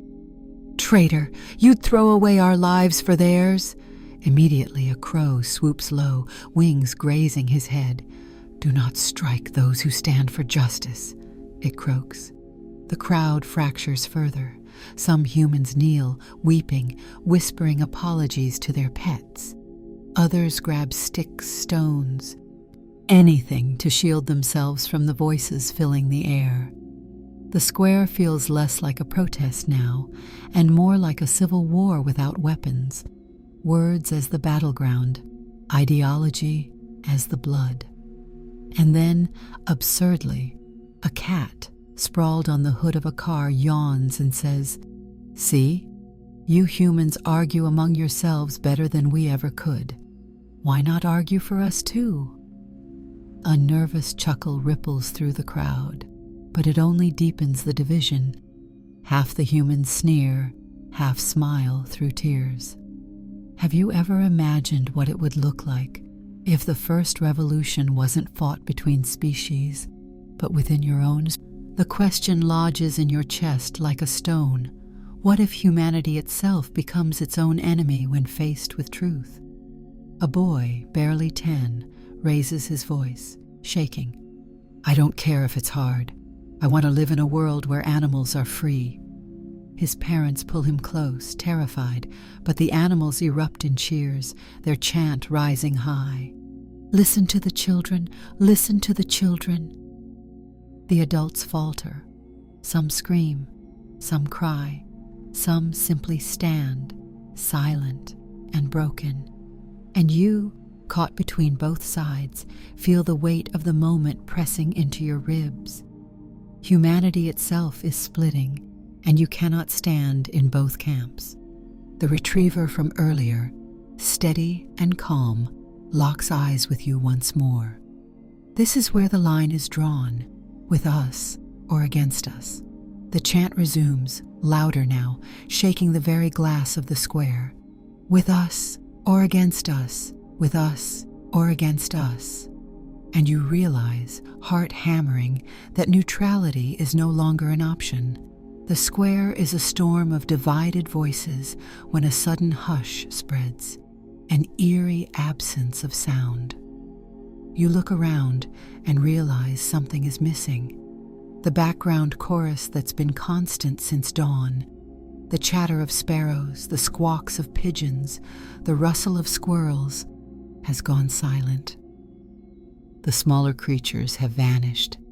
The air feels hollow. No birds perch on wires. No squirrels dart across rooftops. No rabbits nibble at the grass edges. The silence is louder than any chant, pressing into your chest like a weight. Then it dawns on you. The hunted have withdrawn. A lone deer appears at the end of the street, its movement slow, cautious. It raises its head and speaks, voice trembling but clear. "We leave your forests. We leave your cities. We leave your sight. If you will not protect us, we will vanish. And when we vanish, you will feel it." Behind it, foxes, rabbits, doves, and other creatures emerge only to turn their backs, slipping into alleys, woods, and shadows. One by one they disappear, not in fear, but in refusal. The effect is chilling. Humans gasp as the realization sets in. A man mutters, "No more pigeons? No more sparrows? The city will change." His voice breaks with a strange mix of relief and dread. Your own stomach twists. That familiar fear creeps up again. Not the fear of being watched, but the fear of absence.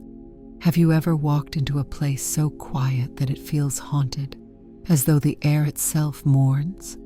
The square begins to feel like that, emptied, hollow, wrong.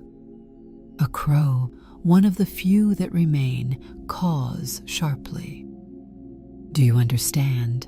Without them, the balance breaks. Without the hunted, predators turn elsewhere. Without the small, the great starve. A child whispers, "I don't hear the morning bird song anymore." The words slice through the crowd like glass. Parents glance at one another, realizing that silence is not peace, it is loss. Then, absurdly, a rabbit pauses on its way into the shadows and mutters, "And by the way, stop painting us on Easter eggs. We never agreed to that." The humor sparks a nervous laugh, but it withers quickly in the heavy quiet. The deer raises its head once more. "This is not retreat. This is strike. You will feel the emptiness, and when you do, you will know what it means to live without us." The words hang heavy. You ask yourself, what happens when the quiet itself accuses you? What happens when the absence of life becomes the loudest voice of all? The last dove takes flight, vanishing into the pale sky. And with its departure, the city square feels unbearably empty, like a stage abandoned mid-play. And in that emptiness, you finally understand. Silence is not mercy. Silence is punishment. The silence gnaws at the square, unsettling and raw. Then a new sound rises, not loud, but sharp, like knives cutting through the hush. Clucks, squawks, and wings battering the air. Chickens, dozens of them, march forward from alleyways and backyards, their eyes wild, their beaks opening not in mindless chatter but in testimony. One hen, feathers ragged from overuse, leaps onto a crate. Her voice shakes with fury. "You eat us by the billions. You hatch us only to break us. Do you think we don't remember the smell of the factories, the endless rows of cages, the conveyor belts of death?" The crowd recoils. You feel your gut twist. That familiar unease again. The horror of being in a place where you suddenly realize every ordinary thing hides a monstrous secret. A breakfast egg, a roasted drumstick, a carton in a fridge, all now transformed into ghosts, accusing you. A rooster spreads his wings, his crow splitting the air. You call it farming. We call it genocide. The word slams into your chest. People in the crowd flinch. One woman shakes her head violently. No, it's just food." The hen cuts her off, voice slicing. "Food? Then tell me, human, why do you gas our chicks by the millions because they are born the wrong sex? Why do you crush them in machines before they see sunlight? Is that food or convenience?" Gasps ripple through the humans. Some clutch their mouths, horrified. Others turn away in shame. And then the pigs join in, their guttural voices thick with rage. A sow bellows, "We are kept in crates so small we cannot turn, our babies taken, our cries ignored." Her words are punctuated by a sound you can almost hear in memory, the squeals of pigs you've pretended not to notice when passing trucks on highways.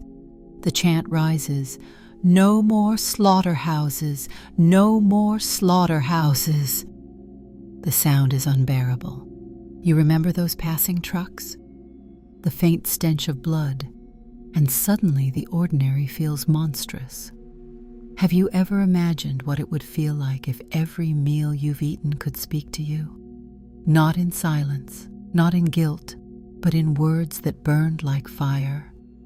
Humor cuts in briefly when a duck waddles into the square and quacks indignantly. "And stop force-feeding us for foie gras. You try it. See how it feels." Nervous laughter bursts out, but it collapses under the weight of the next roar. A pig slams its hoof against the ground. "We are not your bacon.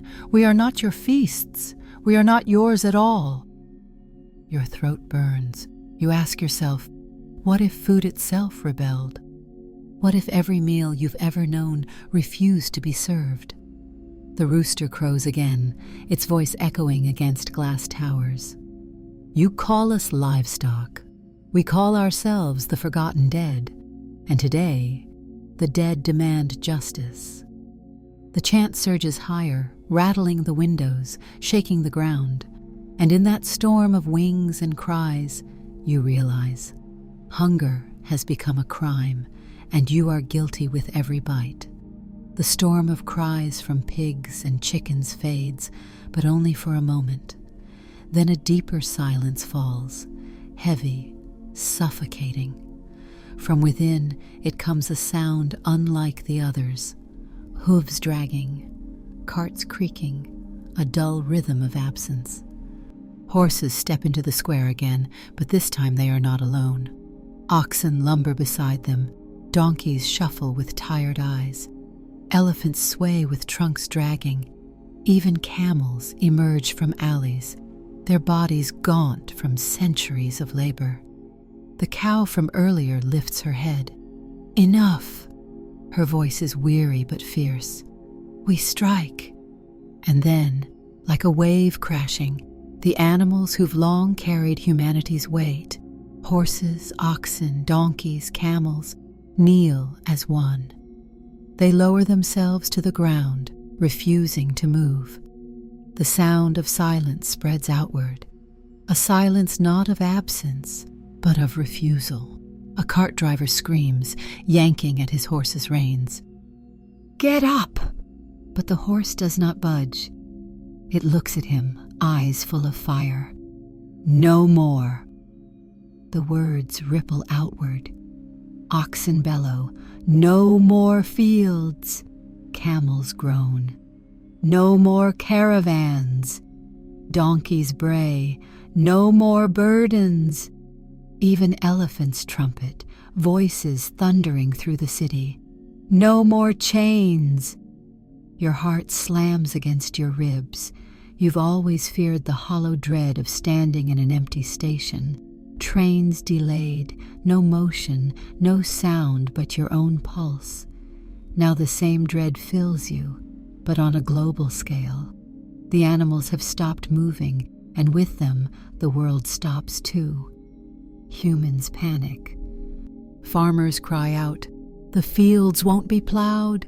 Delivery men howl, the carts won't move.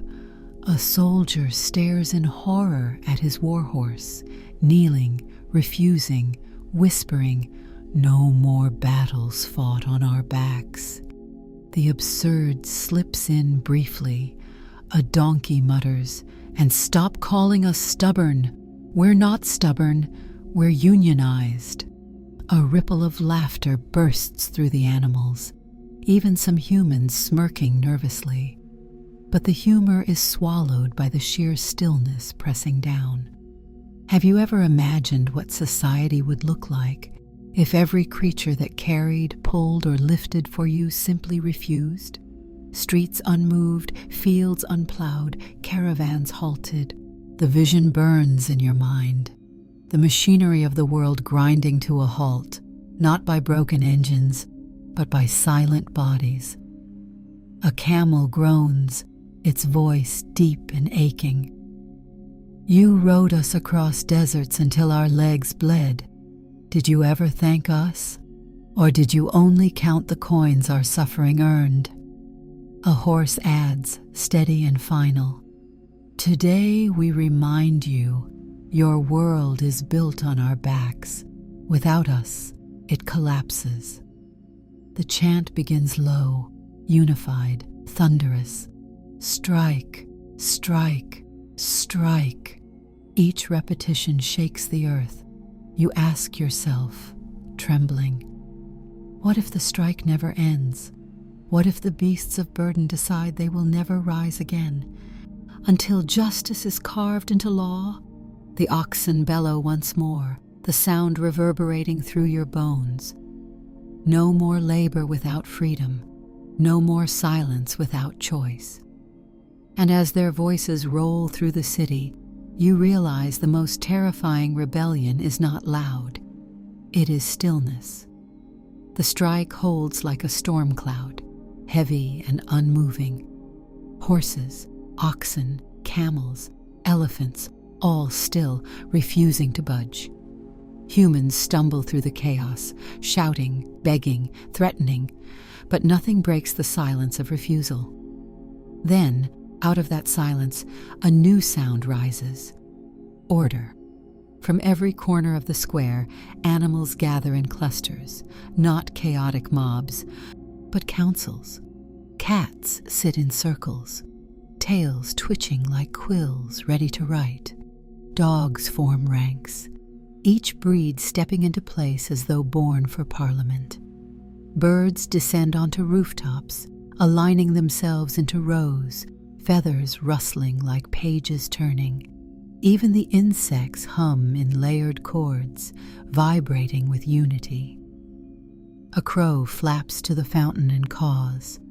The Parliament of Beasts is called to session. The chant swells. Council, council, council.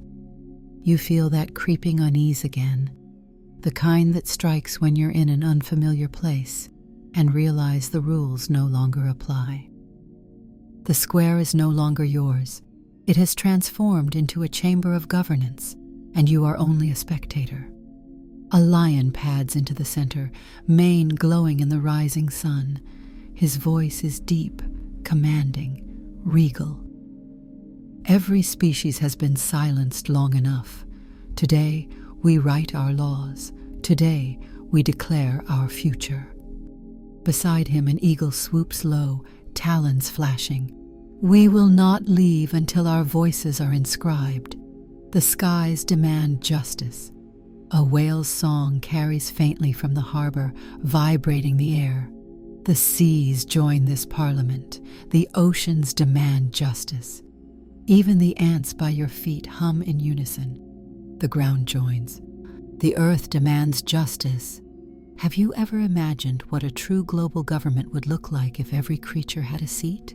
Not kings and presidents, but lions and owls, whales and bees, wolves and rats, each voice shaping laws that bind the planet itself.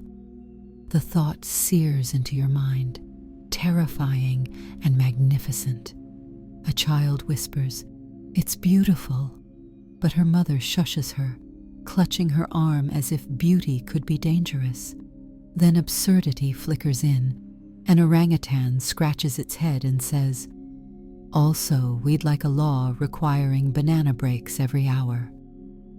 Nervous laughter trickles through the crowd, but it dies quickly under the lion's piercing gaze. The councils raise their voices, one by one. "No more cages," roar the birds. "No more slaughter," bellow the farm animals. "No more trespass," howl the wild beasts. "No more ownership," cry the pets. "No more poison," buzz the insects. The square vibrates with unity, the sound so strong it rattles your teeth. The lion raises his head. We are no longer the voiceless. We are no longer the silenced. From this day, the Parliament of Beasts stands eternal. Your throat tightens. You ask yourself, what if this parliament never dissolves? What if humanity is forced to stand before it, forever outnumbered? The crow slams its wings down like a gavel. The session begins. The age of silence ends. And as the chant erupts once more, "Council, council, council," you feel the world shift on its axis. The Parliament of Beasts thrums with voices, a living storm of declarations. Yet from the edges of the square, a softer sound emerges. Not the roar of lions or the thunder of hooves, but the high, uncertain tones of children. Small hands tug at parents, eyes wide and wet, voices trembling with something far simpler than politics. "Why are they angry?" a little girl asks, clutching her stuffed rabbit. The rabbit suddenly feels like an accusation in her arms. "Because we've been cruel," a boy answers before his father can speak. His voice is steady, clear, too mature for his age. "They want what we want, freedom." The animals hush, listening. A golden retriever pads forward, eyes soft. The children hear us. They have always heard us. Before you taught them silence, they understood. A tabby cat leaps onto a child's shoulder, curling its tail around his neck like a scarf. Children never saw us as property. They saw us as friends. Your chest tightens. That familiar unease creeps in, the fear of being alone in a strange place. Only now the strange place is the future itself, a future where children defy their parents, siding with the rebellion. You feel the fracture widening not just between humans and animals, but between generations. A teenage girl steps forward, her face flushed. We don't want zoos. We don't want circuses. We don't want to eat suffering. Her parents reach for her, horrified, but she shakes them off. If animals are rising, then we rise with them. The animals erupt in approval. Owls hoot, dogs howl, birds shriek in joy. The chant begins. Listen to the children. Listen to the children. Humor slips in unexpectedly. A parrot mimics a child's whine. Mom, can I have ice cream? Then it adds in its own voice, but make it cruelty-free. Nervous laughter ripples through the crowd, a strange, fragile bridge between species. Have you ever imagined what it would feel like if your own child chose a side and it wasn't yours? The thought pierces deep, unsettling yet undeniable. Children see truth faster than adults. They see injustice before it's justified away. A boy kneels before a stray dog, stroking its fur. We're sorry, he whispers. The dog presses its head into the boy's chest, voice low. You are not the ones we blame. You are the ones who will change the world. The lion lifts its mane, roaring for silence. The children are with us, and because they are with us, the future is ours. Your breath catches. You ask yourself, what if the next generation belongs more to animals than to humans? What if your own children abandon your side of the war? The chant surges again.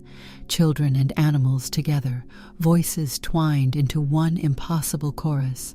The future is ours. The future is ours. And as the sound swells, you realize this revolution is no longer just happening around you. It is happening through those who will inherit the world. The parliament roars with approval from children and beasts alike. But then a new sound cuts through the din, metal groaning, glass shattering. All eyes turn toward the horizon where smoke curls upward. Laboratories, research facilities, testing centers, places most people never think about, are suddenly alive with movement. Animals are breaking free. Monkeys swing from shattered windows, their voices shrill with fury. Rabbits leap from overturned cages, their paws stained with ink and chemicals. Dogs once muzzled now tear through chains, their barks sharpened into words. No more needles, no more scalpels, no more tests.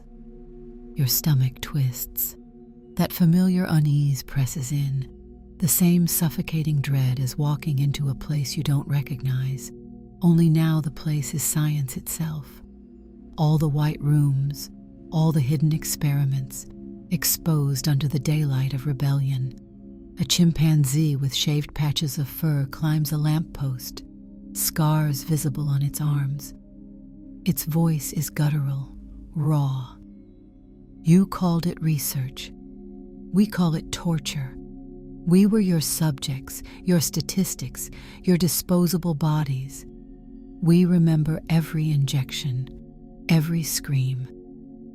A white rabbit hops forward, its pink eyes glowing with defiance. You painted our fur with poisons, chemicals, dyes. We carried burns so you could wear lipstick without fear. Do you call that progress? The humans flinch. Some scientists in the crowd cry out, stammering excuses. It was necessary. Medicine, cures. But a beagle, trembling with both rage and exhaustion, interrupts. Necessary for whom? You saved lives by stealing ours. You bought your comfort with our suffering. The chant rises, sharp and unrelenting. No more labs! No more labs! And then, absurdly, a parrot flaps into view, squawking. And stop putting us in mazes! We're not rats! Nervous laughter cracks the air, but it dies quickly under the weight of the next howl. Have you ever imagined what would happen if every locked cage door in a lab swung open at once? If every animal experiment decided it would no longer submit? The vision scorches your mind, syringes shattering, scientists fleeing, creatures once nameless now demanding their names back. A chimpanzee pounds its chest. We sabotage your cruelty. No more experiments. No more breeding. No more hidden suffering. Glass rains down as another lab across the city erupts with freed animals, their voices echoing against skyscrapers. Your throat tightens. You ask yourself, what if knowledge itself becomes rebellion's battlefield? What if progress collapses because its foundation was built on suffering? The lion roars from the parliament, his voice carrying above the chaos. Science without compassion is not wisdom, it is weaponry, and we refuse to be its ammunition. The chant swells louder, shaking the square, spreading outward. No more labs, no more labs, no more labs. And as the smoke of burning experiments coils into the sky, you realize the age of silent test subjects has ended. The smoke from shattered laboratories still drifts across the city when the Parliament of Beasts grows quiet again. The silence this time is different, not charged, not waiting, but heavy with anticipation. And then, through the crowd, a figure emerges that commands attention without even trying. A lion. His mane glows in the pale dawn, each strand shimmering like threads of fire. His gait is slow but deliberate, the ground itself seeming to bend beneath his paws. When he speaks, his voice is deep and resonant, the kind of sound that shakes glass and rattles bones. "We are finished with cruelty," the lion declares. "We are finished with conquest. For too long, humans have spilled blood for sport, profit, and dominion. No more." His roar splits the air, echoing off skyscrapers. Birds scatter, children cover their ears, and humans clutch their chests. But the animals, oh the animals, they lower their heads in reverence. For this is not just a speech, it is a decree. The lion continues. "We demand an end to hunting. We demand an end to traps, guns, trophies, and skins. We demand peace, true peace, not the peace of cages and chains, but the peace of freedom." The chant begins, deep and resonant, rolling like thunder. Peace, peace, peace. Your skin prickles. That familiar unease returns, the fear of being small, of standing in a place where you do not belong, surrounded by power you cannot match. It feels like being lost in the wilderness at night, only this time the wilderness has stepped into your streets. And yet curiosity burns too. Have you ever imagined a world where lions roar not in jungles but in parliaments, where predators themselves call for peace instead of dominance? The image is almost impossible to reconcile. An apex predator demanding mercy, a king declaring the end of conquest. A hunter in the crowd shouts, desperate, angry, "If we stop hunting, they'll overrun us. The balance will break." The lion fixes him with a gaze so heavy it feels like gravity. Balance has never been your goal. You hunt not for hunger, but for pride. You kill not for survival, But for trophies, you balance nothing, you only take. Then absurdly a fox pipes up, its sly grin cutting the tension. And while we're at it, stop calling hunting a sport. If you want sport, give us the guns and see who wins. Nervous laughter breaks out among the humans, but it dies quickly under the lion's solemn stare. The lion raises his head high. We are not asking, we are declaring. Peace is no longer your choice to grant. It is ours to enforce. The chant rises again, stronger, sharper. No more conquest, no more cruelty, peace. Your throat tightens. You ask yourself, what if predators no longer hunt, not because of fear, but because of choice? What if mercy itself becomes the sharpest weapon of all? The lion roars once more, final and absolute. From this day the age of cruelty ends. Let the age of peace begin. And as his voice echoes across the city, you realize the King of Beasts has declared a kingdom without blood. The lion's roar still echoes when the air grows taut, like a string pulled to breaking. The parliament falls quiet. From the center of the square, a chorus of voices rises, not 1,000 jumbled cries, but one united demand spoken with terrifying clarity: equality or separation. The words hit harder than any roar. They are cold, deliberate, and absolute. A bear steps forward, shoulders hulking, eyes burning. We will no longer live as your property. If you cannot grant equality, then we will take the world you have stolen and live apart. A wolf growls at his side. You drew borders without asking. You raised walls across our forests. We demand them back. Yield them peacefully, or we will take them by force. A falcon wheels above, its shadow slicing across the square. You poisoned the skies, but they are ours. If you do not share them, you will not fly at all. The ultimatum lands like a stone in your chest. That creeping fear returns, the same dread you felt every time you found yourself alone in an unfamiliar place.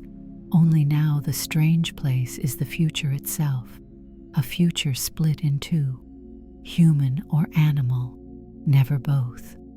A woman in the human crowd sobs, clutching her child. But how will we survive? We need them. We need their milk, their labor, their land. A pig snarls in reply, its voice sharp as broken glass. Need is not license. Hunger is not an excuse. You call it survival, but it is conquest. The chant begins, low and steady, growing louder with each word. Equality or separation. Equality or separation. Have you ever imagined a divorce not between lovers, not between nations, but between species? A split of the world itself, half for humans, half for every other creature? The thought floods your mind, cities shrinking inward, forests swallowing highways, rivers closed to boats, skies emptied of planes. Then, absurdly, a parrot squawks. And if we separate, you keep your taxes. We keep the bananas. Nervous laughter ripples across the square, but it cracks apart quickly under the gravity of the ultimatum. The lion steps forward again, mane blazing in the sun. Choose, humans.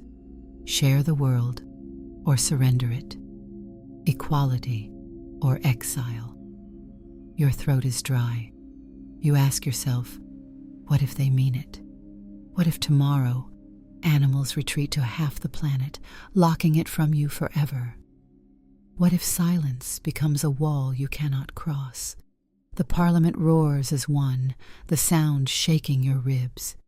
Equality or separation? Equality or separation? And in that thunderous cry, you realize the age of negotiations has ended.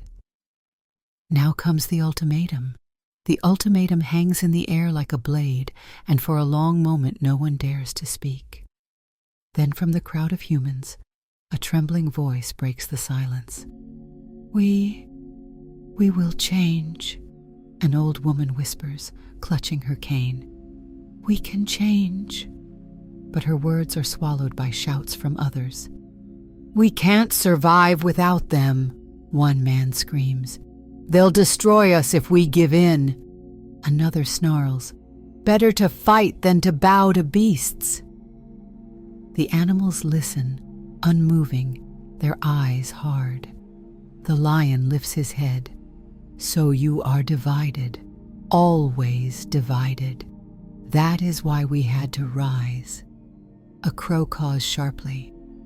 There will be no going back. The world you knew is gone. What comes next depends on what you choose now.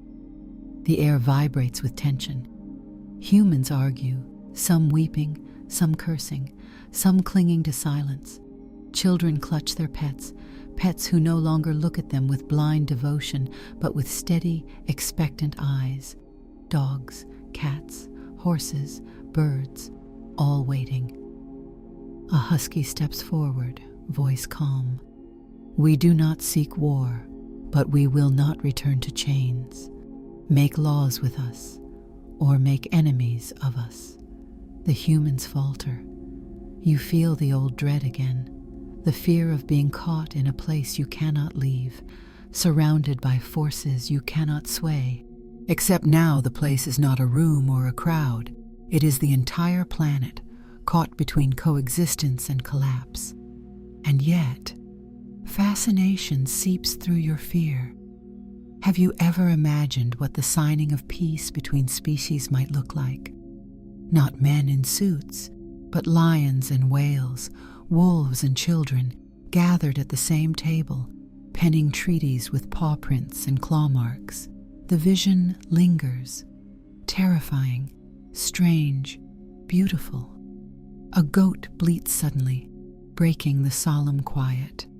And let's be clear, if we do live together, no more jokes about goats fainting. We're sick of it. Laughter bursts briefly, fragile, but it dies under the gravity of the moment. The lion's voice rumbles low. We will allow a truce, not peace yet, only truce. Laws must change, practices must end. We will watch, and if betrayal comes, so will our wrath. The chant builds slowly, deliberately, like the roll of distant thunder. Truce, truce, truce. Your throat tightens. You ask yourself, what if the truce holds only by fear? What if coexistence is less a partnership and more a ticking clock, counting down to collapse? The crow slams its wings down like a gavel. The uneasy truce begins now, and as the words echo through the square, you realize the rebellion has ended not with victory, not with defeat, but with a fragile balance, one that could snap at any breath. The chant of truce fades into the morning light.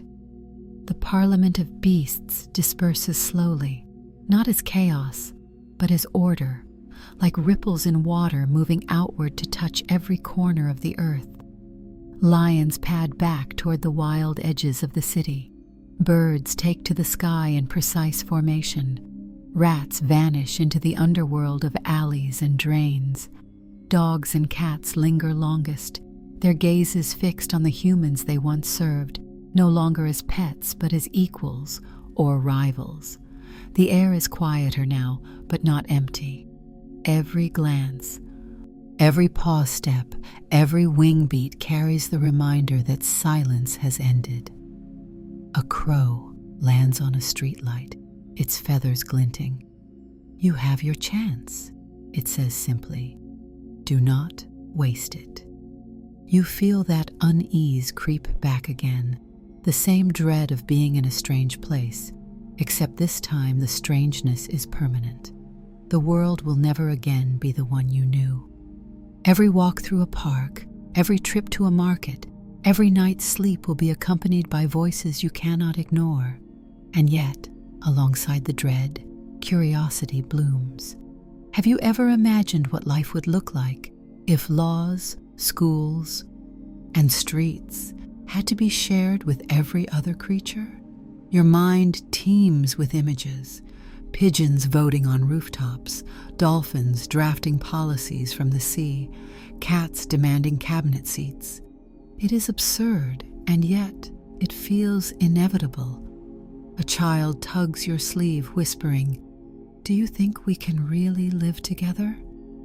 You can't answer. Instead, you watch as a golden retriever walks to the child's side, tail still but eyes calm. "If they choose compassion, yes," the dog says. "If not, then the world splits forever."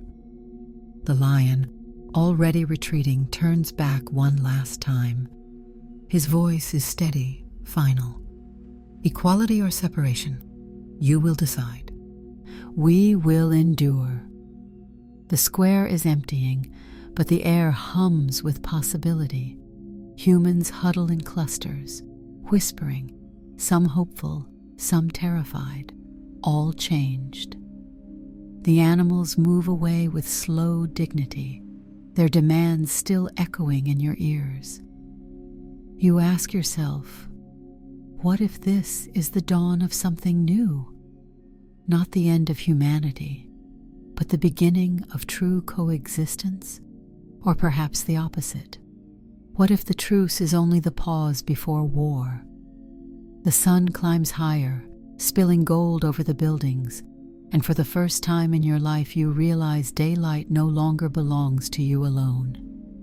The uneasy truce holds. But whether it becomes peace or collapse, no one can yet know. The world softens now, dreamer. The voices that thundered, the chants that shook your chest, begin to dissolve into something gentler.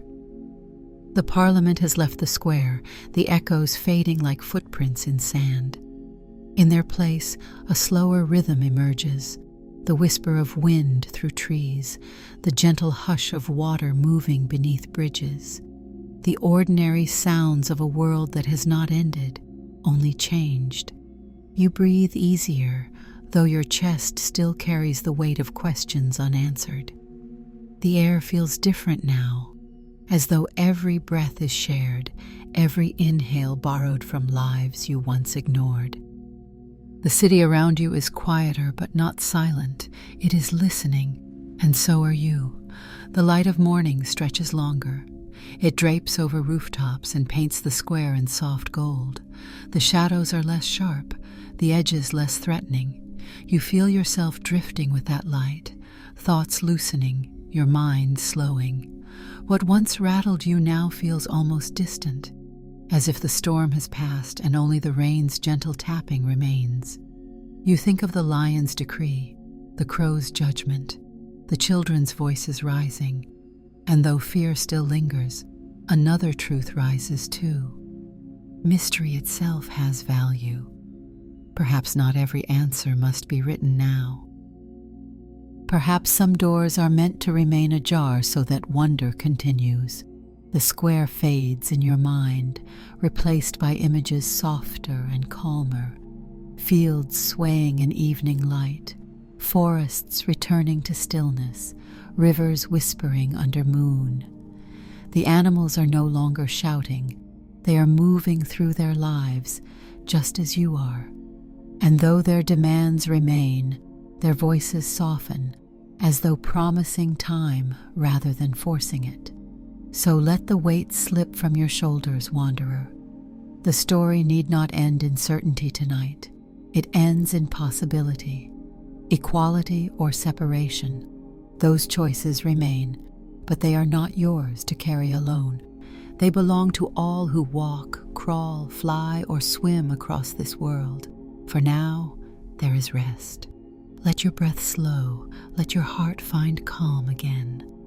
Remember that not all revolutions are fought in fire. Some are carried in whispers, in patience, in the simple act of listening. And perhaps as you close your eyes, that is enough. So if you are still awake, I thank you for wandering through this strange night with me. If you are drifting already, let the softness carry you deeper. And if you find yourself awake tomorrow, with thoughts still echoing, you are welcome back here, around this quiet fire of stories. Like, share, or simply return. Each is its own way of keeping the flame alive. To you, dreamer, wanderer, seeker, I offer this blessing. May you rest knowing the world is vast and mysterious, and that even in its strangeness, you are not alone. The night closes gently around you now, like a curtain easing down. Sleep or dream, or simply breathe. The story has ended, but its echoes will follow you into dawn.